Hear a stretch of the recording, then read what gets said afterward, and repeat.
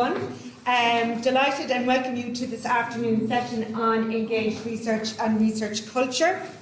And this is co-hosted by MTU, Munster Technological University, and UCC University College Cork. My name is Irene Kavanage. I'm Research Officer with a role in Research Integrity Support in our newly established Research Culture function in UCC's Office of the Vice President for Research of Innovation. So I'm co-chair this afternoon together with my MTU colleague Elizabeth Twomey, and Elizabeth will introduce herself and speak shortly with a bit more detail about today's plans and agenda. So just a bit of background. Both UCC and MTU felt it really important, and we're delighted to have the opportunity to bring the voice of wider society to the table when it comes to talking about advancing our research culture and creating a culture of impactful research with integrity. So in recent years, we've seen a movement of research from research on society to a more engaged approach of research with society. And both MTU and UCC are institutions that are passionate about engaged research with excellent track record across disciplines in this space. And today we'll be looking at two very high impact and case studies in engaged research. So this morning we've heard quite a bit about research culture and initiatives in this space. And very much in recent years, our discussions around research culture have been informed by quite a bit of impactful research done by the Wellcome Trust. You heard about the survey they did where they asked researchers what they think about their research environment. And similar work has been done by the Royal Society in the UK and Science Europe. And what was really interesting about this is that the stakeholders they asked were researchers and research stakeholders. And while engaged research was highlighted as being important, a missing voice in all this conversation was wider society. And that's an interesting bridge and an important bridge to address and close the gap a bit. So when we speak about engaged research, we think about researchers going out to engage with members of society to address research questions and challenges. And so what we'd like to consider this afternoon is to maybe pivot and shift perspective a bit, and to look at ways, pathways by which we can enable wider society to inform and shape our research culture, how to advance it, how we think about it, and what are important elements in this space. So for this session, in particular, what we're endeavouring to look at is how we can weave together engaged research and how engaged research can advance our research culture through the lens of Ireland's Creating Our Futures initiative. And Niall Smith from MTU will speak a bit more about this initiative later on. And what this initiative really went out to was supported by the Irish government to ask the wider public what are the challenges and themes in terms of research questions that are important to them. So that's an interesting space to come from for our discussion today. So, Elizabeth? Yeah, we've only 5 minutes, so we're going to try and keep to time, and I think we started a little bit late. So, as Irene introduced me, I'm Elizabeth Twomey, and I'm Senior Research Officer in MTU. Very delighted to welcome you all here today. We've both been part of the organising committee, and we were really, really delighted to be welcomed into that grouping by our UCD colleagues and SCTU colleagues and ATU colleagues. So, thank you for that, and of course, Queen's University Belfast. So, as Irene has spoken to how our initiative came together in our session, originally just kind of came through from chatting with regards to our original meetups or whatever, and we just decided that we could, because we both have sort of initiatives in the space of engaged research, that maybe we could look at it from both angles, from the STEM side of the house and from the HSS side of the house. So I'd like to just give you a brief overview there of the speakers today and those who will facilitate the sessions. So firstly, we're going to hear from Dr. Martin Galvin, who has introduced himself earlier on and gave us a very comprehensive talk on his engaged research initiative in UCC. Then we're going to hear from Dr. Niall Smith, who's Head of Research and Head of Blackrock Observatory, who is an expert panel member of the Creating Our Future initiative, the government initiative, but rolled out across the country by SFI. Then we're going to go to 2 case studies, and Denise Heffernan and Dr. Mary Galvin. Denise they are actually National Challenge Fund recipients, and they're going to speak to their project, which Ideate, and give you a case study on that. And then we have Professor Maggie O'Neill from UCC, who's going to speak to societal challenges as well in UCC and UCC Futures, Collective Social Futures, and ISS 21, which is their Institute for Social Science in the 21st Century. After that, following that, we are going to have a breakout session, and that is going to be facilitated by Denise Heffernan, Mary Galvin and Carroll in UCC. So quite an interesting afternoon. We hope you enjoy it, and I hope you get engaged and share your thoughts and that with regards to the workshop and the co-creation and the design thinking. And we'll wrap up then as well after that. Denise and Ciara will facilitate that session to closing the session, and perhaps the expected outcomes that we would hope to see, or that will just come out of that workshop later on. So will we just start off there? So first I'd like to invite Martin to share his thoughts. Thank you.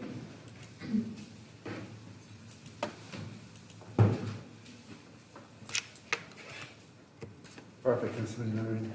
So I'm going to take you on a really quick, I might sit down, Irene. Really quick whistle-stop tour through what engaged research is. And I'm going to try and do that in under just a little over 5 minutes. So bear with me, and hopefully at the end of this you'll have basically some of the fundamentals or the basics. So we've assumed that people kind of have just, a beginning level understanding of what engaged research is. I know there are folks here who've got really deep understanding, but we're doing it for the benefit of everyone, to be inclusive. So engaged research comes out of kind of this desire to kind of solve local problems and co-solve local problems and issues, but also thinking about that in kind of a very global way. As we all know, the world is facing complex societal challenges, and academics have a role in working with society in kind of bridging kind of evidence-informed action, so bringing research into evidence to take action on societal challenges.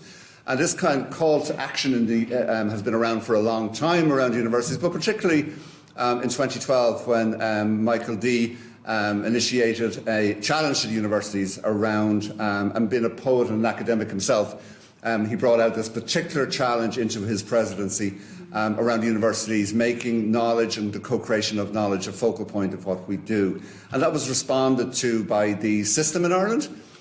So many of us might not know, but in our National Strategy for Higher Education, engagement with society and things like engaged research are called out in that strategy particularly, and that's the first time that it actually happened in the history of higher education in Ireland. So it's actually also part of our performance compact assessment. So many of us don't know that in terms of how the universities get funded, we have to demonstrate now impact. A little bit different to the REF in the UK. We have a nicer version of it here, but nevertheless we're expected to make that part of what we do. So essentially it's become the third mission, really, in that we're set up to teach and we do research, but also now we engage with society, and we do that through a focus on engaged research, among other things, with impact. So, and this is growing. Ireland's been at the forefront of this. So when we go out and talk to our European colleagues, I often find that we're way ahead in some ways because of the work we've done over the last 10 years, particularly through the Irish Universities Association, Campus Engage. But across Europe, people are now talking about engagement and engaged research as part of the European research area, which is a big policy field. Determines the European research area is a policy field in Europe that determines research policy for Europe. And that kind of trickles down into things like the Coercive agreement, which many of us here are involved in as well, which is really kind of leading that movement away from publications, being the way that research is driven, to impact and kind of more humane way of thinking about what we do in our research practice and how we demonstrate effectiveness. So you'll see many of you might be applying for Horizon Europe grants or involved in consortium grants. You will know that it's deeply baked now into Horizon Europe. this idea of working with society to kind of co-create research and the co-design of activities. And that's very much driven by the kind of Europe's commitment to the SDGs. So there's a number of different policy instruments in Europe that are really, really shifting change, but really impacting research culture. So we think about how kind of research culture, as Irene really eloquently mentioned, and all of the dimensions of that, Europe is playing a big role in shaping the particular dimension around societal engagement. So what is engaged research and innovation? It's about bringing beneficiaries into the research and innovation process. It's naturally transdisciplinary, because when you leave the academy or leave the ivory tower and you go out and you're working with people in community, society, and government, the public sector, it's naturally transdisciplinary work. You know, we're not necessarily bringing our expertise, we're kind of commingling our expertise with others, so it's naturally transdisciplinary, and it's about kind of creating societal value and impact. So definitions, let's get down to the nitty-gritty here. What is it exactly? So Campus Engage have done some great work, and I see some colleagues who've worked with Campus Engage here today, which is wonderful to see. And they've described it, and this was work done by practitioners, little meetings all over the country, going back a good few years ago, where we collectively came up with this definition, and this definition has now gone around the world, and I'll talk about that in a second. Many others are using it. But it's engaged research describes a range of rigorous research approaches and methodologies that share a common interest in collaborative engagement with society or community, aiming to improve issues of public interest or concern.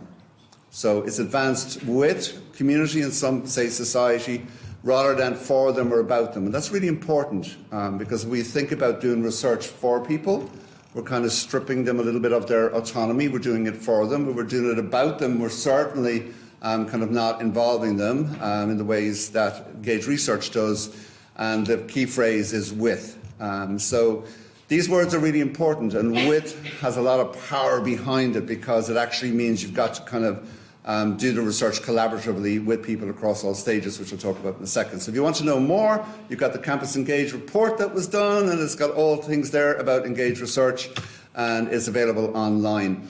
We've used it in our European University initiative. So Europe is asking all of the universities to come together and higher eds to come together and form consortium. And we have a strong focus on engaged research in our European University consortium, which is called UNIQUE.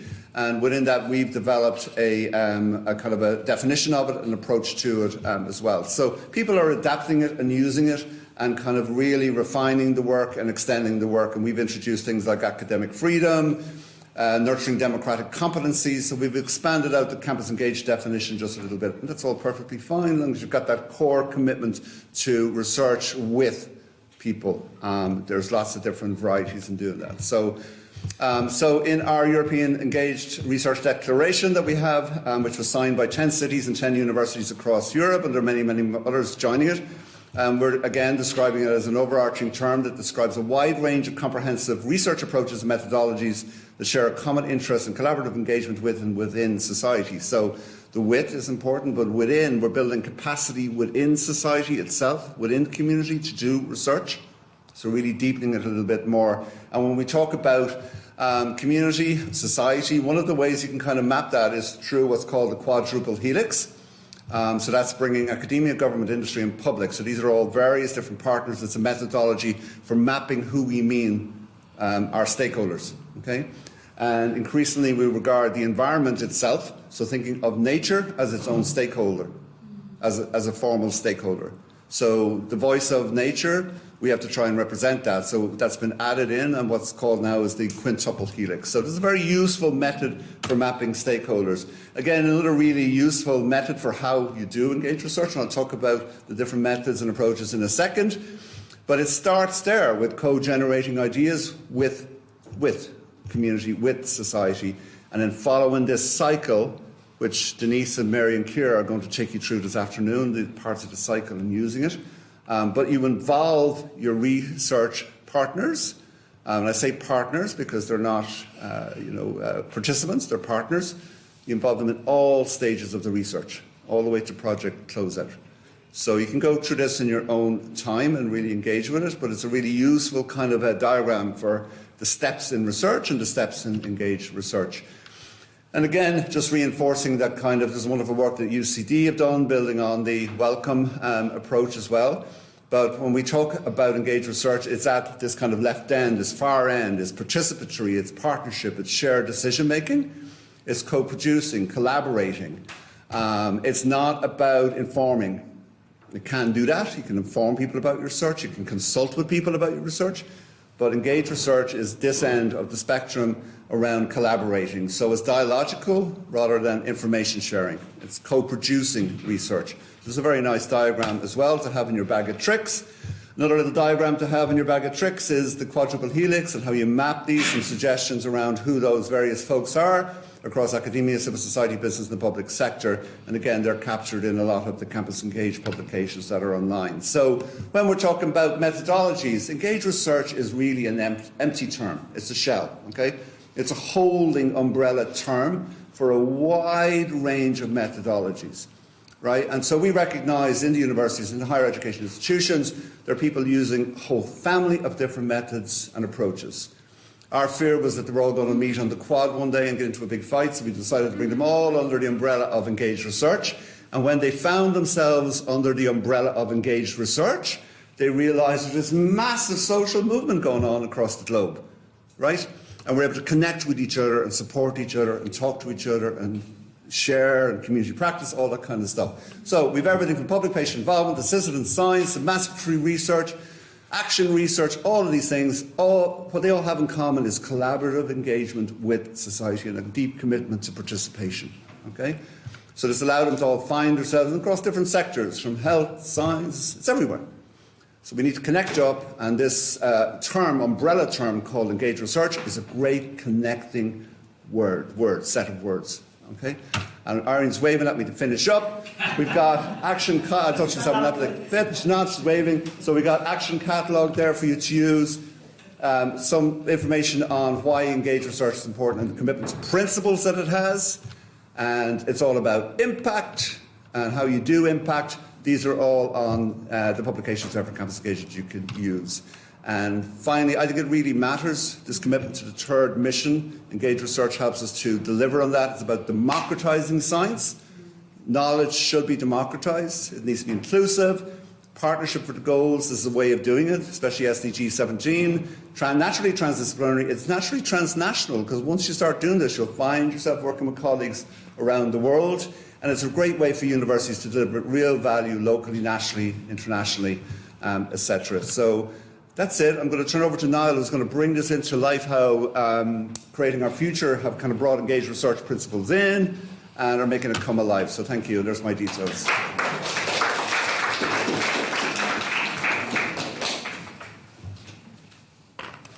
So thank you, Martin. Yeah, very interesting. Actually, one of the things that it shows us, as Irene is getting the slides up, is just the depth and breadth of what is involved in engaged research. And I always think when something is deep and broad and it's kind of three-dimensional and actually changing in time, so we sometimes think of it as a four-dimensional matrix, it's really exciting to get involved in it, because it's not like this is engaged, this is an evolving sort of area, it's an evolving situation, so that we can all contribute to it. It's just those two. Okay. Great. Yeah. I'll probably push the wrong button periodically. So thanks, Irene. So the Creating Our Future. Ideally, all of you would think, well, I know all about this, so I'd need to switch off for the next 7 minutes. But that may not be the case. And so I'm going to introduce to you an initiative by the Government of Ireland called Creating Our Future. The website for it is live and will continue to be live. And this particular initiative was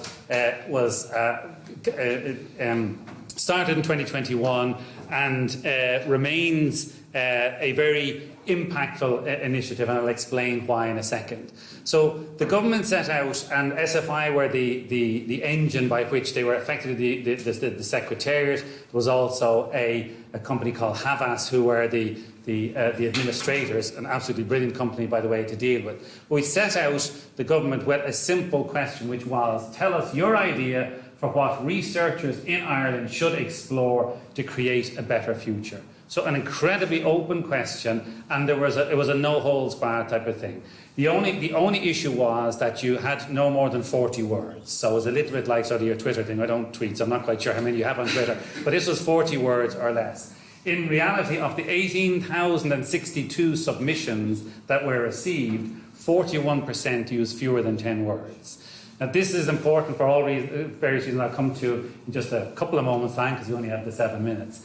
Of 18,062, to put that into context, something like this has been done in a number of other European countries. This is by far and away the largest per capita type of harvesting of the views of a general population. It goes from the age of basically 8 up to 80. We don't actually, I think we had somebody at 91. You didn't have to give your age, but you could. I'm not going to go into that granularity of data. But we didn't say that if you're underage, you haven't got a view. You can tell us. If you're a 3-year-old who has a view on what research should do, it's valid. And that was the approach that was taken. So in order to get the public enthused and excited and to know about it, there were 40 road shows in all 26 counties, 1,500 brainstorm events. So, somebody said to me, tell me, what's your idea? It's like, that'd be a lot of our reactions, I think, if you do that. So the idea being, okay, well, let's just start to throw some ideas around. And once you start with these, you think, yeah, actually, I've got a couple of ideas that maybe I should bring to the table. So the brainstorming was really just to move things along, because there was also the possibility, and this happened at some of the roadshow events where people said to you, can you fill out this form? And again, I don't know about you, but some of you think your brain just goes to mush when somebody asks you for a really good idea.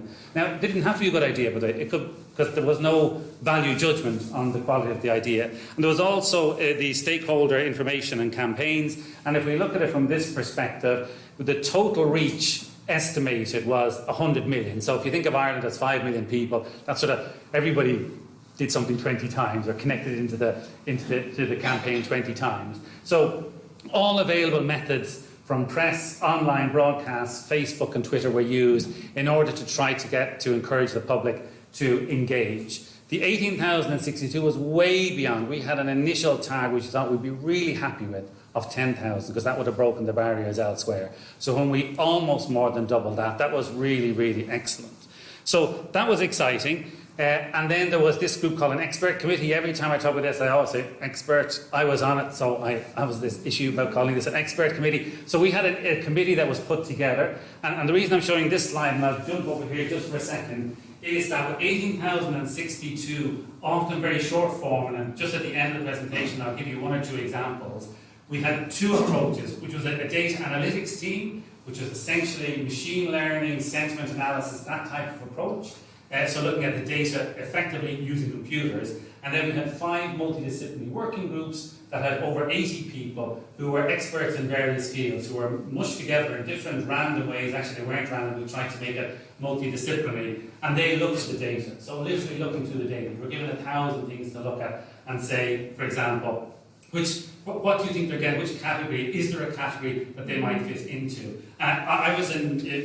I had looked at the stakeholder engagement, which was really just trying to make sure that we got a lot of inputs from diverse units, but all of us ended up looking over lots of different issues. And I'll give my final slide would be my favourite contribution from the 18,062, which means you have to wait for 3 more minutes.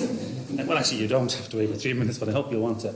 So in the end, and you mightn't be able to read this, but like Martin said, we'll give you the slides here. We ended up with a matrix of 4x4 of 16 areas that we had no idea what they were. In fact, we didn't start out with 16 areas. We didn't start out with anything. But we reckoned that you didn't want 100 areas. Okay, so that's a bit of a difficult. So somewhere you have to try to think, what are the general themes the public think are important?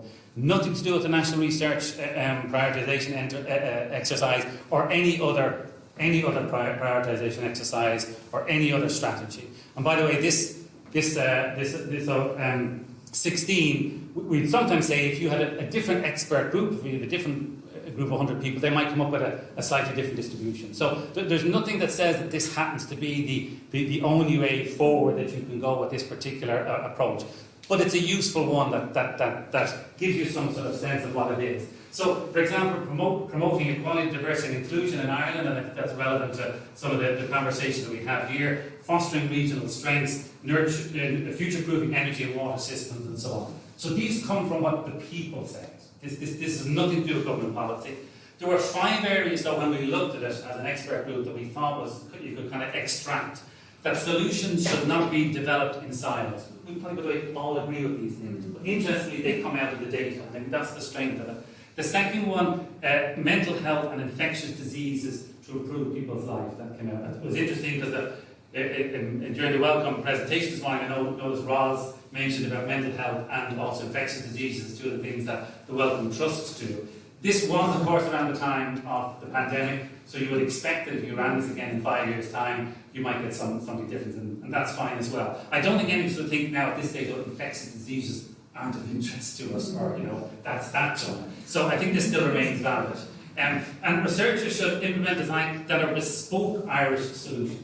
So this is what surprised us a little bit. They actually wanted us to spend our tax dollars on things that, great, global, brilliant, look at, but actually let's make sure that it's also going to solve our problems. And that came from a sense that Ireland is Ireland, and every country has its unique culture and background and so on. And so that was, I think, really interesting, because I'm not sure that's reflected in a lot of the funding calls, to be honest, and I think that's an interesting conversation. And then it needs to be cutting-edge emerging digital technologies. We'd all say, absolutely, go digital and so on. But it has to increase public trust and make for a more inclusive and fair society. And one of the things that came out was a lady typed in, she said, I'm an old lady, I'm going to paraphrase here because 40 words, I'm thinking more than 40, she was more eloquent than me. And I use Zoom or whatever. She said, and so I can connect to my family all the time. She said, but now they never come to visit me. And so they had this really interesting, if you make a simple assumption about digital, you can miss out things that are actually important in your society. And that was something that stuck with us. And then research is required to harness the power of communication to generate local and systemic change from green initiatives to education and the future growth. So you end up with sort of really interesting, rich ideas that come through. It's all in an expert committee report, which I will obviously it won't go through, but that was generated in 2022. The outcome of that report was accompanied by 5 suggestions, and these suggestions were from the expert committee group. So these are not technically from the public. These are things we thought would be important. We felt they reflected what was in the public, but the one that I showed earlier is very much from the public voice. This was from, if you like, an expert committee voice. And we tried to make sure there was a clear differentiation between the two. So you could put a greater value on one, which we would say would be the public voice. But things like an inclusive research system, we felt came through, was also important. Multidisciplinarity, transdisciplinarity, really important. The research policy interface, and making sure, Martin has mentioned that already, I mentioned in this talk earlier, really important. The Independent Research Advisory Council, which we know Minister Harris opened the call for last year, but I don't think that has actually been formulated yet. Certainly it has. It's a very quiet research advisory council at the moment. And then the regional research and innovation system. So the idea of regionality is really important. Now it is in the national development plan, but I was interested this morning even in terms of when we talk about initiatives and how granular you need initiatives to be. Because actually Ireland, for all it being small, is regionalised. There's still a lot of regional variations and differences in the country. And the future-proofing it by, here's a huge surprise, investing in a vibrant research system. In other words, why aren't we giving more money to the research and innovation ecosystem? It has remained at roughly around about 1% of GDP since I guess the universe started 13.7 billion years ago. So, but if you look at this, Impact 2030, many of you will be familiar with that as our national sort of research and innovation strategy. Those initiatives are actually now action items within that. So when we talk about the impact of it, literally, that's what you get. Very quick things, Elizabeth has stood up, which is different to a hand wave. But you can still go on the website, and if you go to creatingourfuture.ie/forward, the ideas, then all the data is there for you. So, and that will remain there permanent. That's a permanent site. That's a commitment long term for the government. So just yesterday, I typed in the word history just to see. Now you can type in strings, you can filter and so forth. I just literally typed in history, and if you type in history, what you see, well, you can probably read this big one. And you can see the read more, but anyway, if you read more, then it goes off the page, so there's no point in doing that. So Ireland is one of the few countries that has taken an either-or position regarding research and its own past, so that's kind of a statement. But just go back, one of the reasons I wanted to mention is, even though it's only 10 words, somebody digitised natural history collections. That's actually quite a powerful statement in 4 words. So just because you don't have a whole monologue doesn't mean you can't actually make an impact. So any of us here can go in and type in any combination of queries and see what does the public want us to do. And actually, Impact 2030 encourages us, and I would encourage you in your grant applications to say, this is what comes out after creating our future initiative. The final slide is this. This is my favourite. The statement was just, we need a department of the future. I just thought it was really insightful, and the idea that that's what we need in order to make sure that our future is going to be better for us all. So I would encourage you all, if you never look at the expert report, no interest in that or whatever, or disagree with it, I'd encourage you as part of the research community to go in at least and look at the ideas and see what you can gain out of it. And reanalyse it. Change the analysis. Do your own analysis. It's all there for you. It's completely open source. There's nothing closed up. There was nothing available to the expert group that wouldn't be available to everybody. And you can do that. You can then compare with other countries and so on who've done this, even though they did it in smaller numbers. All right, I'll leave it with that. Thank you very much.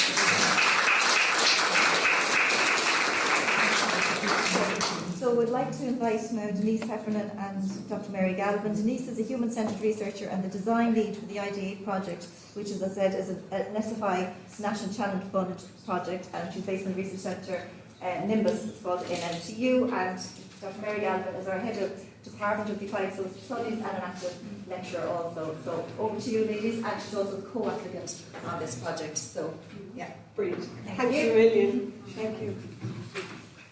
Yeah, I think it's arrow down. Yeah, we are. Okay, good afternoon, folks. So delighted to be here, and thank you to everyone for allowing us to be here. Waterford is home for me, so it's great to be home for work for once.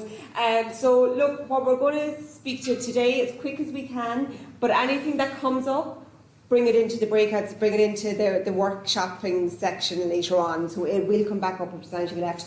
So what we want to do today is talk about the IDA project. So the IDA project is funded under the SFI National Challenge Fund. So we are the Our Tech Challenge that lives under that. The lead is Dr. Susan Ray, who's director of the Nimbus Centre in MTU. We have Denise, we have Michelle, and we have Sarah. Fantastic research on the project, and we have the Department of Public Expenditure, National Product Delivery and Reform as our societal champion. And I suppose what we're looking at is how to build pathways to sustainable public engagement for research today. But we're here because there's a STEM element to our project. And it's looking how basically public services can be digitised in a fair way and in an inclusive way. And I think when we hear the word technology or digitisation, we can jump very quickly and go, yeah, make it digital. And it's really, really important to stand back and go, before you digitise a service, does everyone have access to that service as it is? Before you go even digitising it. So it's really important to stand back and go, okay, we're not just talking about equality here, we're talking about equity. And who has access to public services before we start changing them and adapting them and so on. So what was exciting for us is to pause there and say, in a digital landscape, how can we be non-digital, or how can we find insights there that can improve it? And SFI are looking now for that societal role, and that's where our work comes in. We have a societal partner. We do design thinking workshops as part of SFI training. And just to flag it there, design thinking workshops and design is very much a buzzword at the moment. The social sciences are built for that. So I think just to widen it up there, social research methods, it's very aligned with our design thinking vernacular and how we speak about things. Just what we're going to talk about are the tools for how we get engaged research done. So that's how we're going to talk about the project in a few moments. And then with some lovely examples of if you use the tools correctly, you'll have Maggie talk about later about the actual social change that you can bring about by using them. But just, I suppose, I'm cognizant of anyone who sees a workshop on engaged research usually does it or is interested in it. So I'm kind of preaching to the choir a little bit here, but if there's anyone kind of engaged research curious, or you know people maybe who are curious, bring them on in. But I think we all know why it's important. But there's also a place where you have to stand back and go, what are the consequences of it? So you could be facing groups, there's a duty of care to your participants and there's a duty of care to the researchers themselves, and that was brought up earlier on about researcher well-being. You could be working with groups that have been discriminated against all their lives. Because you're doing research means that you're in a very privileged position, going and meeting them in that moment. So how do you know if you're doing engaged research? It's hard, and you're questioning yourself, and you're learning about your own thought processes and maybe framed up references you had for certain groups of our population. And that's what this team does very well. We embody it, we talk as a team about what's coming up for us before we actually put it out there in the research setting. So it's tackling that.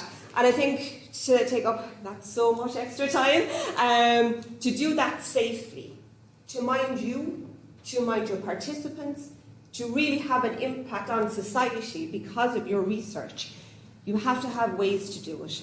And in our approach now, we're going to talk about the tools that we use that give us a safe space to get the best out of our participants, and things we found out we wouldn't have found out if we're using traditional methods like surveys or, that kind of, we're talking about design-led approaches, that we'll go through. Sorry, there's just a snapshot of all the faces behind us. So quickly, there's 3 things that kind of bring us to where we are for this project. There's a mandate, government and EU mandate, to digitise 90% of public services by 2030. There's the Solace report that almost 1 in 2 will have digital literacy needs. And then last year the government releases, year before, sorry, we're 2024 now, government releases their design principles for better public services. So there are the 3 things that kind of set the scene where this challenge came from. And now Denise is going to speak a bit about the tools that we use as part of it. Thanks, folks. This is going to be a whistle-stop tour. We're short in time, but like Mary said, we kind of landed at this really nice kind of overlap of these 3 key things, and we've been working with our societal champions from day one, so talking with them, what are their needs around, what do they think the challenges are about digitising services. And so kind of where we first landed when we were writing the proposal, we were looking at this like digital-first approach tends to be done with the kind of best hopes at heart, I guess maybe, but often ends up excluding people, especially people with amplified needs and especially those who are already on the edge. So by taking this digital first approach, we're already making those who are marginalised more marginalised. Then we were like, okay, so let's address this. And so from the outset, we're all about collaboration, co-design, working with communities, working with service designers, working with academia, and working with the public sector. Can we build something together? So that's kind of like the approach we were taking. And the outcome would be to minimise the digital divide and create better services by matching technology to the needs of the community. So instead of digital first, a digital by desire. Digital where it needs to be digital, but let's look holistically at the process. And we were very, like from the outset, like Mary said, as a team, we were very intentional in our approach. We were focusing on people first, which Susan our project lead, is an engineering background, which she was gracious enough to leave us run with that, to say, can we put technology second? Can we go people first? We're really big on collaboration. We need to find the right people to work with them and not research for them, but research with them. I think that's really, really important. And through that, build that community, that research community with like together, and then deliberately taking an inclusive perspective, so seeking out voices that aren't traditionally heard in these settings and providing space for these people to engage and for whole cohorts of the community to engage. And because like we set off with this idea that we were looking at inclusivity, but when we dug into it we realised that 1 in 2, so that's a huge, like that this is going to impact like everyone. So it was quite a learning, in this, from the outset, the more we dug in, the more interesting this idea of digitisation became. And so I'm going to talk about three methods that we did to include engagement. The first is high resource, high intensive. The first 6 months of our project, we spent talking to people. We talked to the heads of departments in the public sector. We talked to civil servants from like county councils, city councils, to service designers working with government, service designers in government, service designers out of government. We talked to libraries, we talked to community groups, we talked to advocacy groups, we talked to the general public. We just talked to anyone who would talk to us, we talked to them. And we talked to, I think we landed on about 107, I think was our final number, of in-depth conversations that we then did a thematic analysis on, because we were qualitative researchers, to find patterns and insights through our conversations. this is really, really resource heavy. This is this takes a lot, but you get really, really deep insights. And one of the nice things that came out of that is that our research fed directly into the action plan for designing better public services. If you come across it, there's a lovely section about paying lip service to design, what design is and what design isn't. And that came directly from talking with people in government who are actively trying to do design. So it is impactful, but like I said, resource heavy. And then once you get that, once you get those insights, you have to act on them. So really quickly, 2 stakeholders. We have the public service customer who's really concerned about not being left behind. We discovered that it's not just digital literacy that impacts people's ability to engage digitally. There's so many barriers out there, from technology access, not having Wi-Fi, not having the right phone, not being able to upgrade their phones, being nervous of using technology, cybersecurity fears. There's a whole other cohort that to get someone to engage digitally you have to address. It's not simply having the right platform. And these barriers really make it difficult to engage fully in a society that's increasingly more and more digital. And there was a real openness to digitisation from everybody we talked to. And there were concerns, like I said, cybersecurity, there's been major hacks recently. But one thing that really came out is that there is an importance of not letting go of non-digital pathways to engagement. And we learned from talking to people, and especially talking to community groups and librarians, that people often come to libraries with their issues, and that having a person there who can help them was really, really important. We also get that people go to friends and families. We talk to older people who had their one tech person in their knitting group who everyone went to. There was a real emphasis on if everything goes digital, we're going to further kind of marginalise people, and people will be left behind even if they really want to engage digitally.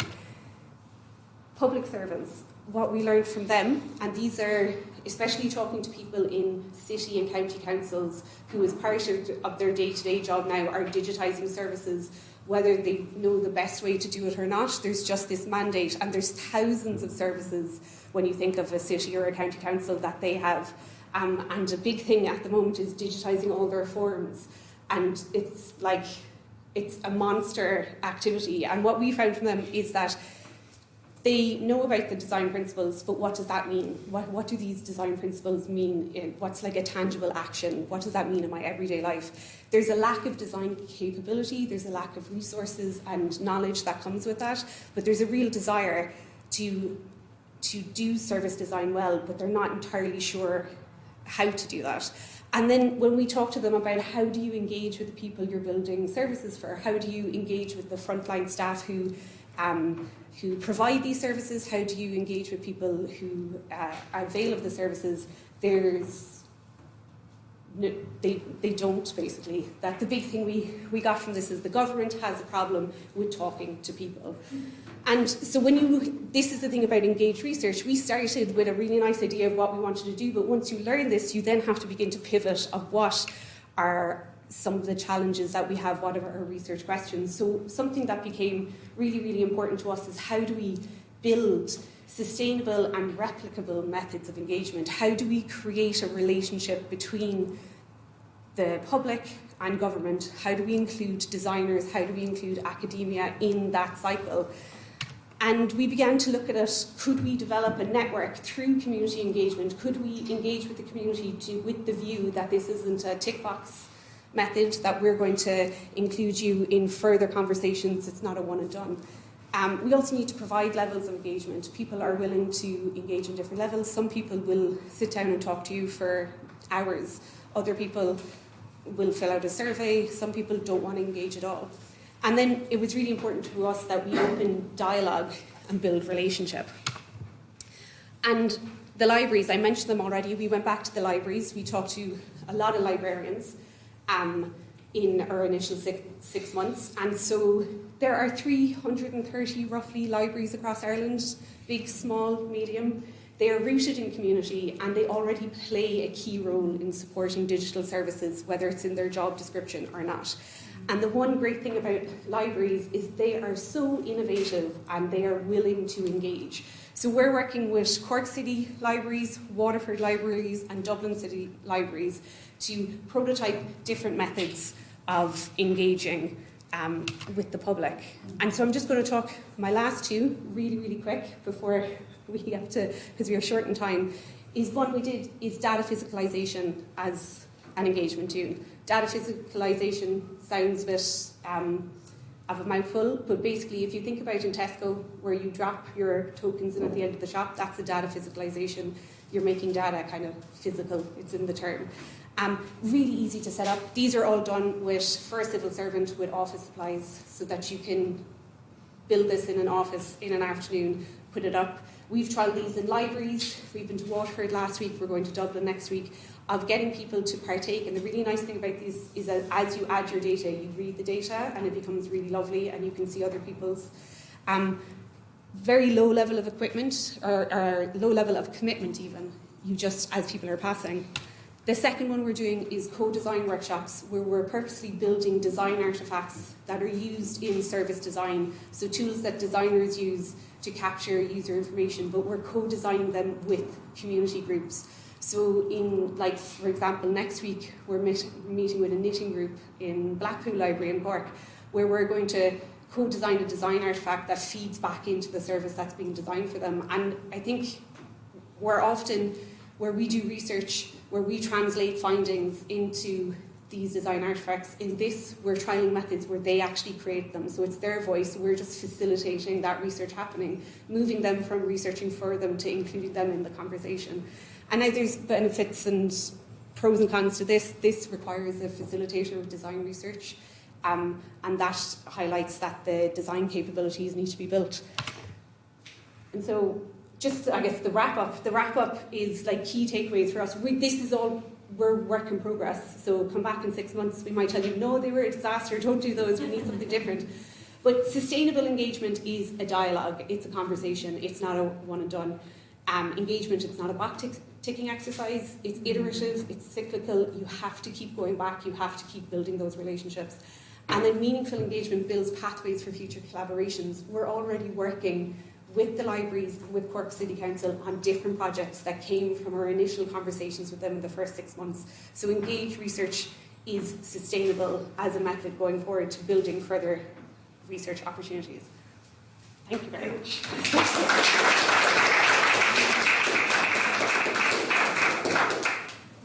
We seem to be flying through them. So I just want to introduce now Professor Maggie O'Neill from UCC. She's the Director of UCC Futures, which is the Collective Social Futures, and ISS 21, which is their Institute for Social Science in the 21st Century. And she's also a Professor in Sociology and Criminology, which sounds incredibly interesting. So Maggie, over to you. Thanks everyone. Thanks for the invite. I'm going to jump straight into it because I've only got 15 minutes.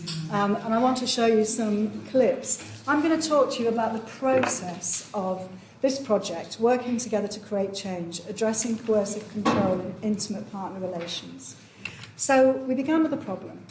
And the problem is, how do we better address gender-based violence and particularly the policing of coercive control? The partnership were, first of all, victim survivors. My colleague Nicole Westmoreland, her whole life's work really has been addressing violence against women and girls. Through the research that I've done, violence is a particular issue. I've done lots of research with sex workers, young people who are sexually exploited, migrant communities since the late, 89. Most of it is participatory. And so violence comes up time and time again. Kate Butterworth was a researcher on the project, really fabulous, has gone on to do a fantastic career. And we worked collectively with the Police and Crime Commissioner and Durham Police because they were also concerned to generate better training. And the Police and Crime Commissioner wanted to fund us, which was fantastic. I've done a lot of work and really feel that the kind of working with the arts is really important. And so we commissioned a feminist theatre company to work with us to deliver some training, to create a training programme based on participatory action research, socially engaged research with the lived voices, the lived experience of survivors, victim survivors of coercive control in particular. And so our methodology on this slide, really, it's just kind of, giving you the bare bones of the underpinning principles. Martin has really elucidated that a bit more. But the importance of inclusion, participation, valuing all voices, not just the loudest, and also taking an ethic of care in our research, and I'm going to come back to this, but that there should be some interventions, that our research, participatory, socially engaged, it should lead to interventions. There's research, knowledge, action, intervention, and it's kind of cyclical as Denise said. So this is really just a bit of context, and I'm going to skate over this slide because I want to show you the process. We have the Domestic Violence Act 2018, which actually came into effect January 2019. A recent fantastic report from the Garda on domestic sexual and gender-based violence. Since the inclusion on the pulse system of the victim-offender relationship, there's now more fine-tuned information about victims, but also offenders. And so, just the headline here, you can read this slide, and you'll get the slides. But women, this is what we've known for a long time. Women who are killed or sexually attacked are targeted by people they know, and often within a domestic violence setting. And so in the report, they tell us that 98% of all suspects in sexual crimes recorded by the Garda last year were male, and 2% of perpetrators were female. But then, there's just some stats from the report, and also those women's aid stats at the end. I work closely with Sexual Violence Centre Cork, and it never fails to, surprise me year on year when we see the stats. But 31,229 contacts last year, 16% increase. Some of those increase is down to the victim-offender relationship field, because now that fine-grained information, we have more data certainly on the coercive control element. So what did we do? First of all, taking an ethnographic process under that kind of banner of participatory action research, participatory arts research, we engaged in a very sensitive immersion in women's lives and stories. So with the theatre director, women were interviewed, but they were interviewed very sensitively. There were conversations, and I think maybe this might come up in the workshop, how does one do this kind of research, particularly with marginalised and when the topics are very sensitive. So an ethic of care is really important. What happens then is that the lives, the voices, the experiences form the scaffolding of the writing of the play. And so, we emerge with a piece of theatre, live theatre, which was then used to train all of County Durham's police officers over a 3-month period. And the training was very much theatre-based as well, so we got people up on their feet. I was in every training session, apart from one, and it was absolutely phenomenal. You got these really hardened kind of, police officers who were like really this soft and fluffy stuff. They were up there, and looking at the issues from a 3D perspective, looking around the issues, because we got them involved in image theatre, kind of forum theatre, but also playback theatre. So this is just part of the process. This is Katrina, who's the creative writer and director of Open Class. But you can see that, there's a group of women. We're kind of collecting stories, experiences, and then documenting them visually. This is an example of a character that's created from those composite lives, and she's called Tracy. And that's the lovely Laura Lindlow, who's the producer. And so Rattlesnake was produced, which, as Katrina says in this quote, holds the voices of those who have survived coercive control, and our aim is to make the best theatre we can to ensure those voices are heard. And so you're seeing film now, 3 clips from the beginning, the middle, and the end of the trajectory of the arc of the story. But the police officers were trained with a live version. And then Open Class went on to train 1,000 police officers in Cleveland. Okay, so I'm just going to show these 3 clips. I'm going to...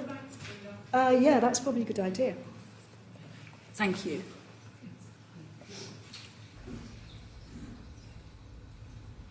So I met James by chance.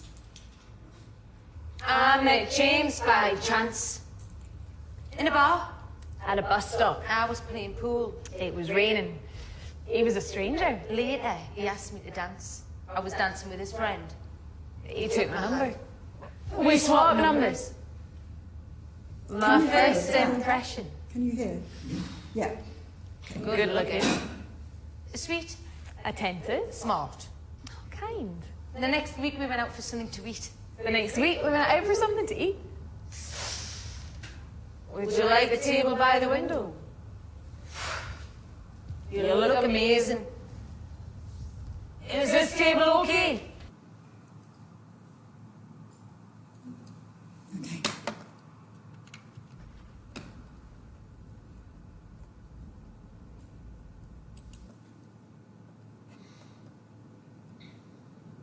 Up and have a shower.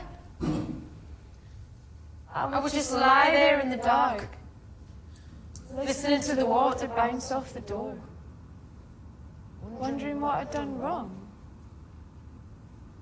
Well, he was stressed. And I knew that. It wasn't easy not seeing his kids.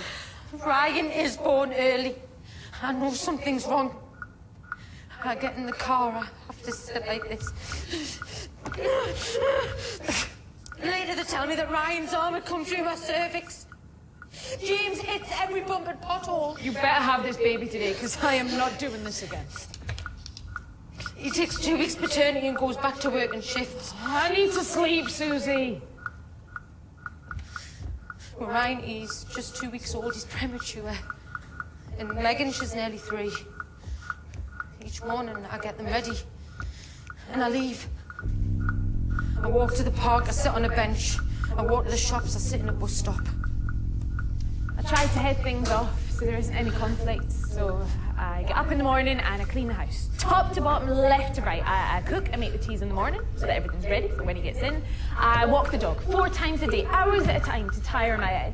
I tell my mum not to come round because he needs to relax when he gets in and she likes to talk and he needs peace and quiet and I'm hopeless with the bills and he's right, I do mix up my words. So I'll let him deal with people and everyone. I start to feel like I can't do anything without James helping me. I can't think or feel anything. I'm disappearing. When Ryan is 6 months, I go back to work. Well, he's told me loads of times not to walk across the park, that it's not safe.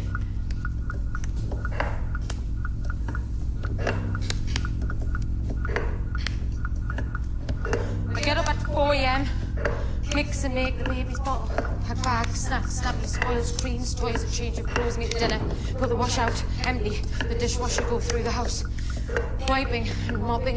At 6 o'clock, get the children up, out, into the car, do a 70-mile round trip, take James to the factory where he's working, and drop Megan with his mum, take Ryan to my auntie's house, do all of this, and I'm at my desk by 8. I'm late. So I cut across the park. It's dark and I keep looking behind me. James jumps out at me from behind a tree and I wet myself. When I finish work, I do the reverse, 70 miles. He's bent over double laughing. When we get home, he says, "Look at the state of this house." What's for tea? Nothing. There's nothing for fucking tea, is there, fuck's sake? One day I look the keys in the car. And when I tell him, he says, "For fuck's sake, Susie!" Just in the interest of time, I'm going to move on to the next. Up and have a shower. Maybe not. I was just like... Okay, so this is the final. I'm going to just move it on to about 1:24.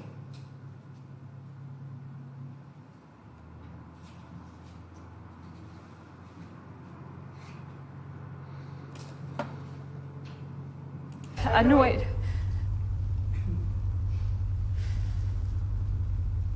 At Easter, the police came and took prints and DNA from my children. Worst day of my life. Megan said, "It's because of me dad." And the officer said yes. And then she said, "Is this in case he gets us?" and the officer said yes. I won't be left with just the handprints of my children. So we start to make memories. We go to the seaside, the fair, we walk in the hills. fridge has been emptied and repacked. The house scrubbed from top to bottom, the surface is white clean. After me. You got together with Jen. She's got 2 daughters. She contacted me last year when they broke up. I told her, believe me, if you have managed to part with him, then please thank your lucky stars. They're back together now. I know they are. He's not supposed to be living in her house, but he is. I've not heard from her. I'm not in a good place. He'll not change. I don't want to sleep. Even when making plans, I don't tell anyone until after I've been. It's all about safety, precaution, prevention. I've got a safe room in my house. And I have to be brutally honest with the children about the danger we're all in.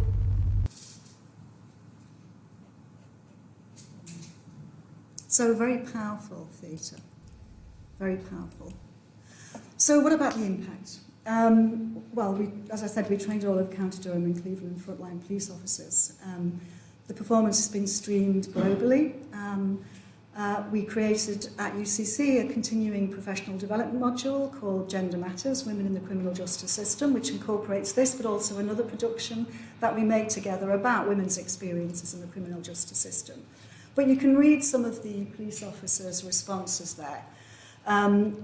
I attended your play, it blew my socks off. It was the most engaging, impactful, thought-provoking training I've had in my 14-year career as a police officer.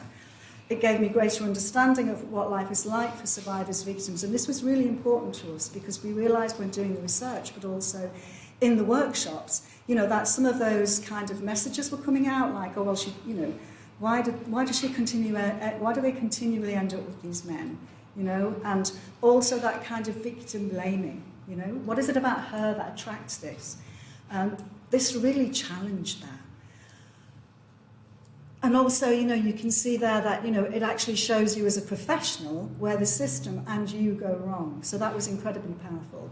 The course has opened my eyes. I now understand why victims don't report. And obviously, you know, kind of let this be rolled out everywhere. But what are the challenges of doing this research? You know, Mary and Denise have already raised awareness about the kind of ethical, emotional impacts. You know, it involves a lot of emotional labour. It is relational work. And I think it needs, you know, one needs to be aware of your own skills, be reflexive, that it's a participatory processes are deeply ethical and have to be deeply ethical. But also I think, you know, when you're working with people's lives, lived stories, and then you're representing them in kind of visual form, artistic form, I think we have to be really careful about how we do that, you know, and that we give justice to the complexity of the voices. Because I think one of the risks is that you end up just performing narratives which are kind of homogenous and homogenized, you know, and that actually consume people and then produce a kind of, you know, I can't remember who it is that talks about a kind of politics of suffering, aesthetics of suffering, you know, but it's also to be consumed. So I think that balance, that careful balance has to be met. And obviously as researchers, how do we live with these tensions without succumbing to them? So final thoughts just in relation to the workshop, you know. I think participatory action research using the arts are really reinvigorating social research methods and particularly socially engaged methods that enable us to think about the practice and the policy interventions. Opens up dialogue about the transformative role of research on so many levels. Knowledge for whom, I think, you know, praxis is purposeful knowledge, but knowledge for whom? Whose knowledge counts, that is really important. Co-creating with communities, translating voices into theatre, into art forms, as well as into research reports and publications. And that this really requires meticulous planning and acute sensitivity as a researcher. So, thank you. I'll end there.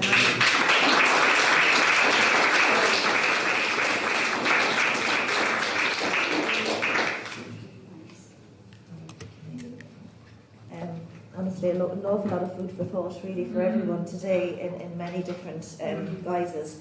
So we'll just move on with the next part now, which is probably going to be a little bit rushed as well. But if you all, people might be willing to stay an extra 10 minute break. If that was.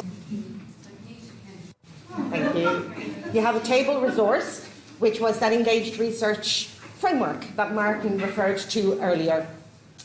And what we wanted to do was just give you a chance to reflect on that a moment. And so, as groups, you'll see then another worksheet that you can scribble into. And there is one of the, from the Creating Our Futures, did I get the right? Yes. Creating Our Futures. One of the things that the public suggested, that's one of the challenges. And what we'd like to look at is sort of thinking about designing an engaged research initiative in response to that prompt from the public. And what each of the bubbles you'll see were really focused on maybe the who.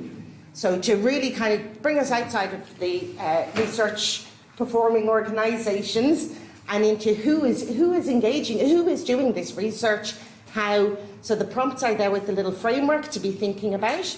And as you're thinking about the who, we've had wonderful examples from Maggie in terms of the theatre. We've had excellent reflections on libraries as being a key interface. So as you're thinking about the who, you're more than welcome as well to think about the how, the where. So just have a little go at maybe, so we'll give it maybe sort of 10, 15 minutes, and then we'll have a little wrap up. But a little go at sort of tackling that question, that prompt, and seeing how we might apply that engaged research framework and design a little mini engaged research initiative that could respond to that.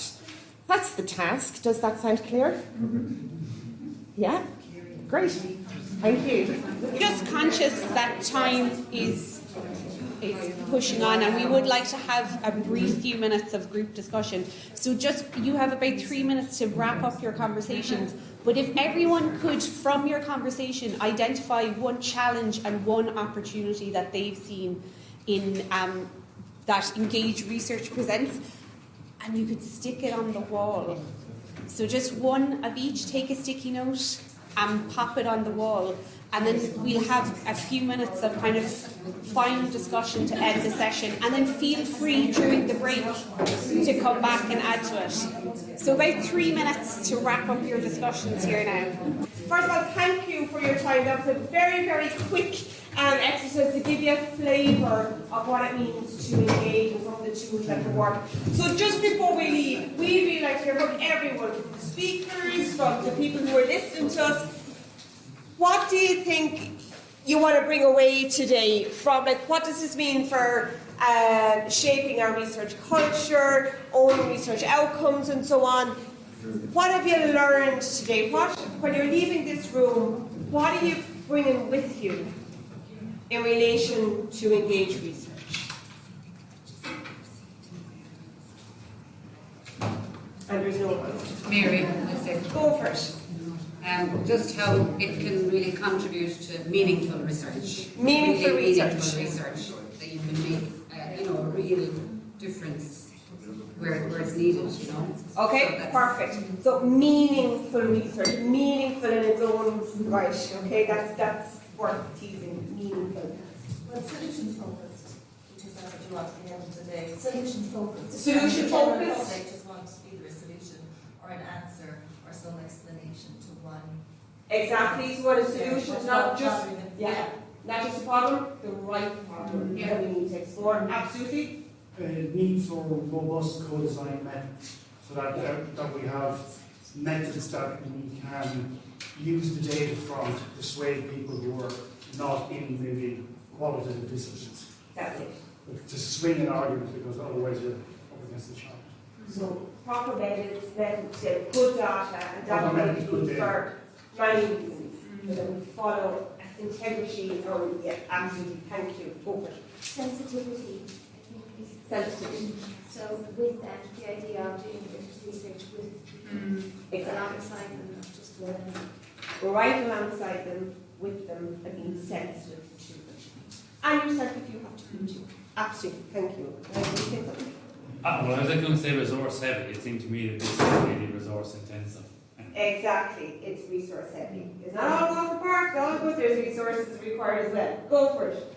I've been starting to move research from that position that is held as, I suppose, in society where it's kind of higher than everyone else and putting it in a more cooperative power position. Yeah.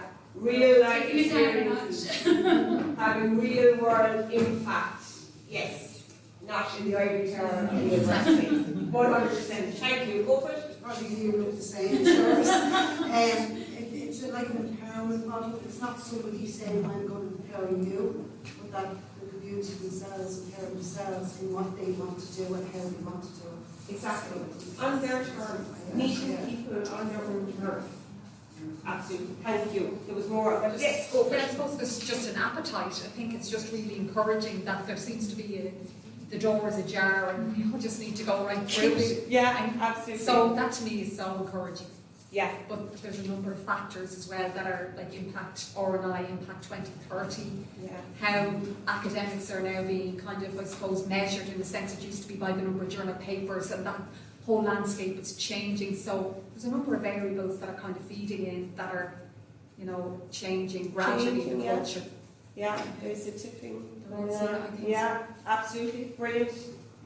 Go for it. Every voice matters, because even at our table, different opinions, different views, we don't all have the same ideas or life experience to bring to it. So the diversity of people will give diversity of input and experience. Exactly. There might be research output, but the pathways to how we all get to that research output is different for everyone. Absolutely. Go for it. Finding the real voices to listen to.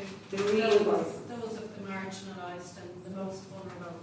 And like Nisha said, empowering them to engage on a level playing field where there's no power. So power sharing, shared decision making, but really finding those voices of the most marginalised in society, because they're the ones that we need to listen to, not middle class, Very well well educated, continuous people who continually contribute, and so you're listening to the same voices. You need to get the, They're and always had voices, but not being listened to. yeah. And it's that, who we need to open our ears to that we've got happening before. Yeah. So the voices that truly matter. Yeah, but empowering them to talk, because you will find that those that we really need to listen to don't have that voice because they don't know how to articulate, and they're not empowered to do so. Brilliant. Thank you. Lovely. Start young, I think, really. Because I think you start young and start in schools. I think children always have a voice, and sometimes they lose that voice if they get older. You know, I know an initiative we ran in MTU, well, CIT is MTU, was a debate science European Student Parliament. And we had over 3 days, you'd have about 80 kids come from a cross-section of school communities. Some of them might have been debaters. Mostly they weren't actually, they were TY students or whatever. And then we took them to a European Parliament, but it was a debate science, which was a bit different than others. Yeah. And it was just where they started. We gave them, you know, a bit of research before they came, bits of topics, and then they had the sessions with the experts, and then they went off and they decided what was important to them, and they debated it then in a final European final student parliament.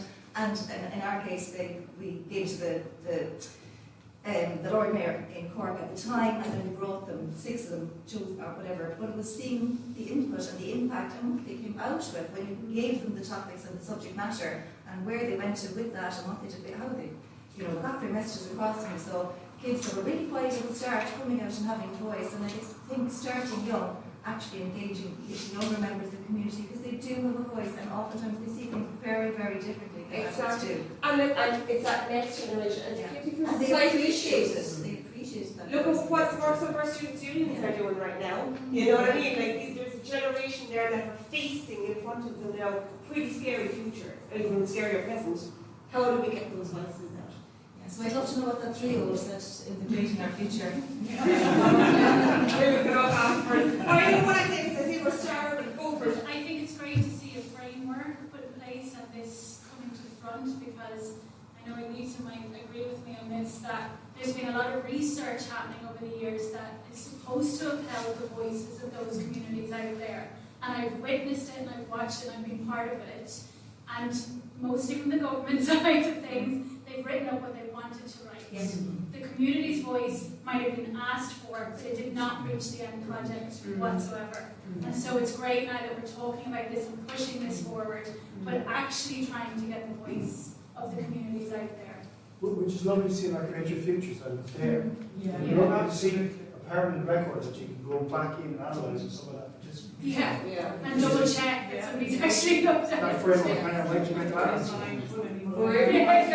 feel power, I feel advocacy going on here. Go for it. Yeah, I was going to say it's important also that it doesn't get siloed within the social sciences.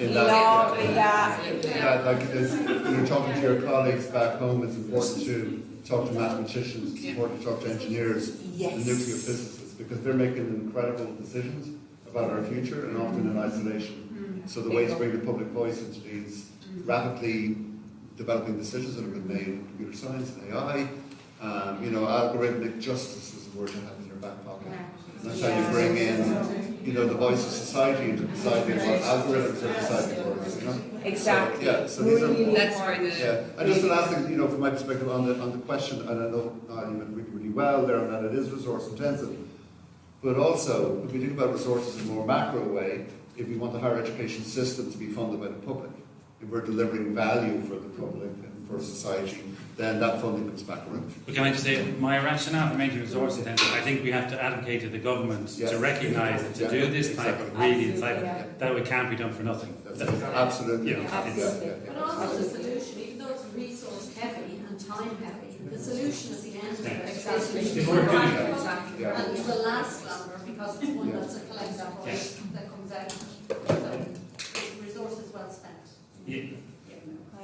Okay, so we might try and wrap up there, so at least you get a bit of refreshment for the next session. Thank you so much to everybody there, because I think it was really a lovely session.